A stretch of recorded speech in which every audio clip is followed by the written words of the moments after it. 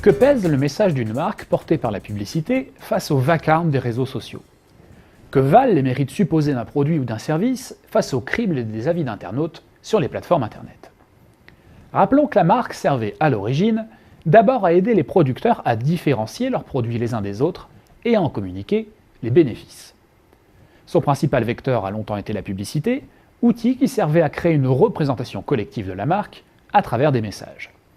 La transition numérique met largement à mal cette approche verticale de la marque. Tout d'abord, l'espace publicitaire disponible a explosé et la consommation des médias est aujourd'hui plus fragmentée que jamais. Ceci réduit le rôle de caisse de résonance que représente la publicité dans les médias de masse et qui reste aujourd'hui encore le moyen privilégié par les marques pour atteindre leur audience. Conjuguée à d'autres facteurs, cette explosion de l'espace publicitaire, notamment sur Internet, a aussi alimenté une défiance et une lassitude croissante, caractérisées aujourd'hui par l'adoption massive d'outils de blocage des publicités sur les navigateurs Internet.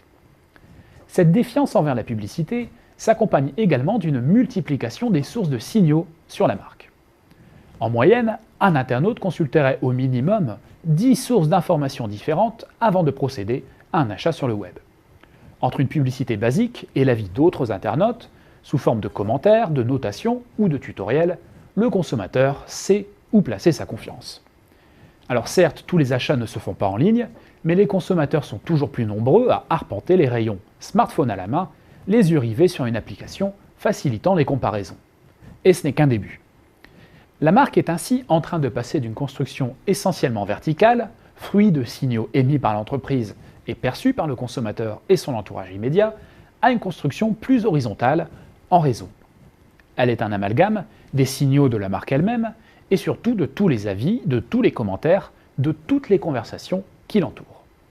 Ces enjeux sont de mieux en mieux compris et tout un chacun peut aujourd'hui interpeller, questionner, défier une marque à travers notamment les réseaux sociaux. Si l'avènement de marques plus horizontales permet aux consommateurs de faire des choix plus avisés, de nombreuses questions restent en suspens.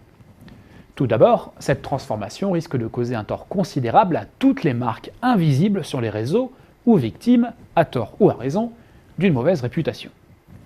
Cela nous mène à une deuxième considération qui porte sur la sincérité des conversations qui entourent la marque. D'ores et déjà, des scandales impliquant des blogueurs influents corrompus ou de faux avis destinés à nuire éclatent et exigent des systèmes de contrôle plus efficaces. Dernier point enfin, et non des moindres, c'est très largement sur des plateformes tierces, comme des réseaux sociaux ou des sites d'e-commerce, que se tient l'essentiel de l'activité sociale des marques. De fait, les marques perdent ainsi la maîtrise directe d'une partie de leurs relations clients et des précieuses données capturées par les plateformes, dont elles sont l'actif le plus précieux.